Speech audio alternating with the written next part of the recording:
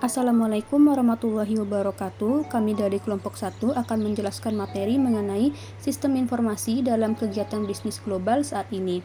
Sebelum itu, izinkan kami untuk memperkenalkan diri. Yang pertama, Syafira Widya Cahyaning Tias, NIM 195221010. Kedua, Nur Fahmi, NIM 195221151. Ketiga, Dinda Ayu Puspitasari, NIM 195221274. Dan yang keempat, Nurul Aisyah, NIM 195221284. Bagaimana sistem informasi mengubah bisnis? Pada 2012, jumlah telepon tanpa kabel lebih banyak daripada jumlah telepon konvensional yang terpasang. Smartphone, pesan singkat, surel, dan konferensi online, semua hal tersebut menjadi perangkat penting bagi bisnis. Pada 2012, 122 juta orang di Amerika Serikat mengakses internet menggunakan telepon genggam, di mana jumlah tersebut adalah setengah dari total populasi pengguna internet. Sampai dengan Juni 2012, tercatat lebih dari 104 juta bisnis di seluruh dunia memiliki situs.com.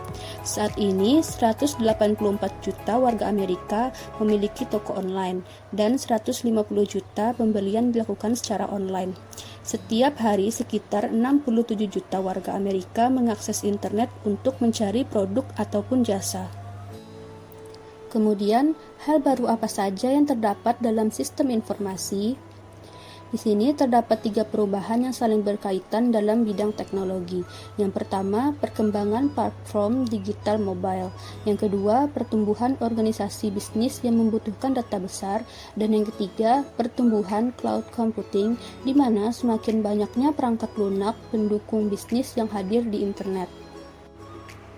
Manajemen juga terdapat perubahan atau mempunyai hal-hal baru akibat dari adanya sistem informasi. Yang pertama, para manajer memanfaatkan program jejaring sosial serta sistem kolaborasi secara online untuk meningkatkan fungsi koordinasi, kolaborasi, dan penyebaran informasi di dalam organisasi yang mereka pimpin. Yang kedua, aplikasi intelijen bisnis yang semakin cepat. Dan yang ketiga, teknologi virtual meeting yang berkembang pesat. Selain teknologi dan manajemen, organisasi juga mengalami perubahan dari adanya sistem informasi. Yang pertama, bisnis jejaring sosial. Jadi di sini bisnis memanfaatkan jejaring sosial seperti Facebook, Twitter, dan perangkat sosial lainnya. Yang kedua, telework, memperoleh tempat di dunia kerja. Dan yang ketiga, menciptakan nilai tambah bisnis. Selanjutnya, tantangan dan peluang dari globalisasi dunia yang datar.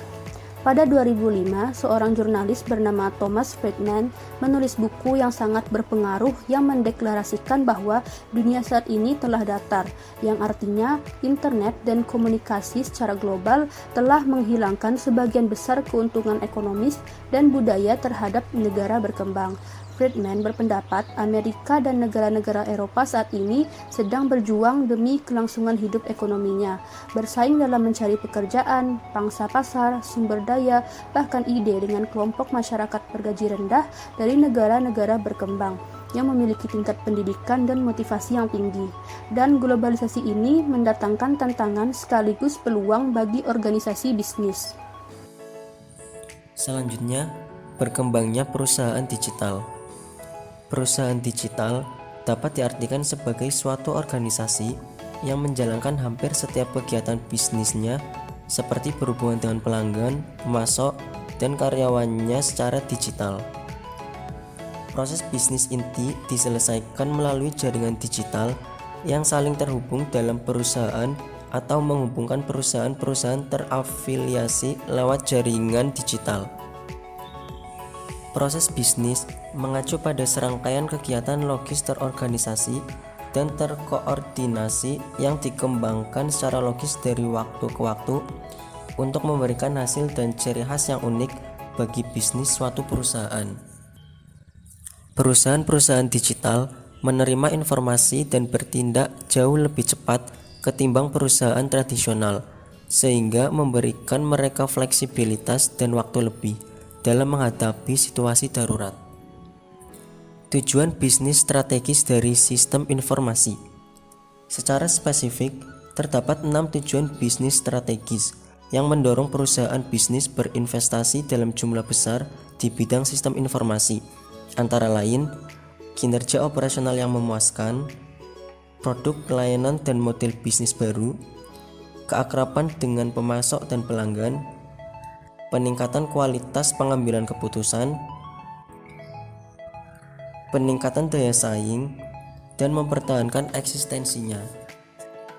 Perspektif dalam sistem informasi. Teknologi informasi (TI) terdiri atas perangkat keras dan perangkat lunak yang dibutuhkan perusahaan dalam mencapai tujuan bisnisnya. Dalam sistem informasi, kita akan lebih mudah memahaminya jika melihatnya dari dua sisi, yaitu teknologi dan bisnis.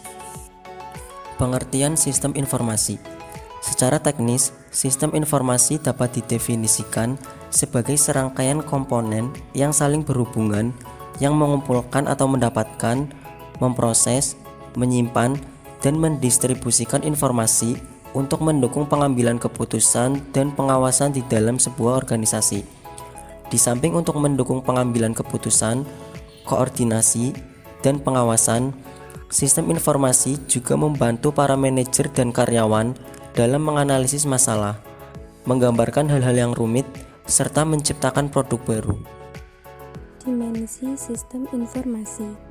Untuk memahami sistem informasi secara menyeluruh, harus memahami dimensi yang lebih luas mengenai organisasi, manajemen, dan teknologi informasi beserta kemampuannya dalam menyediakan solusi bagi tantangan dan masalah yang terdapat pada lingkungan bisnis. Bidang sistem informasi manajemen atau Management Information System mencoba untuk mencapai pemahaman yang lebih luas mengenai sistem informasi. SIM berhubungan dengan masalah-masalah perilaku seperti masalah teknis dalam pengembangan, penggunaan, dan pengaruh dari penerapan sistem informasi oleh manajer dan karyawan di dalam perusahaan. Dimensi dalam sistem informasi meliputi yang pertama, organisasi. Organisasi memiliki struktur yang terdiri atas tingkatan dan keahlian yang berbeda-beda. Struktur biasanya akan menggambarkan dengan jelas pembagian kerja, wewenang dan tanggung jawab dalam organisasi bisnis diatur sebagai sebuah hierarki atau struktur piramida. Kedua, manajemen. Tugas manajemen adalah berusaha memahami berbagai situasi yang dihadapi perusahaan, mengambil keputusan, dan merumuskan tindakan untuk menyelesaikan permasalahan yang dihadapi oleh organisasi. Bagian tambahan dari tanggung jawab manajemen adalah menciptakan model kerja yang kreatif melalui pengetahuan dan informasi yang baru. Ketiga, teknologi informasi. Teknologi informasi adalah salah satu dari banyak perangkat yang digunakan manajemen dalam mengantisipasi perubahan. Teknologi informasi terdiri atas perangkat keras komputer, perangkat lunak komputer, teknologi pengelolaan data, serta teknologi telekomunikasi dan jaringan. Selanjutnya, sudut pandang bisnis atas sistem informasi. Dari sudut pandang bisnis, sistem informasi merupakan bagian dari rangkaian aktivitas dalam memberikan nilai tambah dalam memperoleh informasi, pengubah informasi, dan pendistribusian informasi yang digunakan manajer dalam meningkatkan kualitas pengambilan keputusan, memperbaiki kinerja organisasi, dan yang terpenting meningkatkan keuntungan perusahaan. Kemudian, aset komplementer, model organisasi, dan model bisnis yang tepat. Dengan tujuan memperoleh nilai dari pengimplementasian sistem organisasi, organisasi harus menunjang investasi teknologi mereka dengan investasi komplementer yang sesuai dengan organisasi dan manajemen. Investasi teknologi informasi tidak akan menghasilkan tingkat pengembalian yang memuaskan sampai organisasi bisnis mampu melakukan perubahan manajerial dan organisasi yang sesuai guna mendukung teknologi tersebut. Yang selanjutnya, pendekatan kontemporer terhadap sistem informasi. Nah, pendekatan kontemporer terhadap sistem informasi ini dibagi menjadi 3 pendekatan. Yang pertama, pendekatan teknis, yang kedua, pendekatan perilaku, yang ketiga, itu pendekatan sistem sosioteknis. Nah, pendekatan secara teknis dalam memahami sistem informasi menitik beratkan pada model matematis dalam pemahaman sistem informasi. Terus kemudian pendekatan perilaku berfokus pada perubahan sikap, gaya manajemen, kebijakan perusahaan, dan perilaku terkait. Yang ketiga itu sistem sosioteknis. Berdasarkan pandangan ini, optimalisasi kinerja operasional suatu organisasi dicapai dengan cara menggabungkan sistem sosial dan sistem teknis dalam proses produksi. Mungkin hanya itu yang dapat kelompok kami sampaikan. Mohon maaf jika ada salah kata. Terima kasih. Wassalamualaikum warahmatullahi wabarakatuh.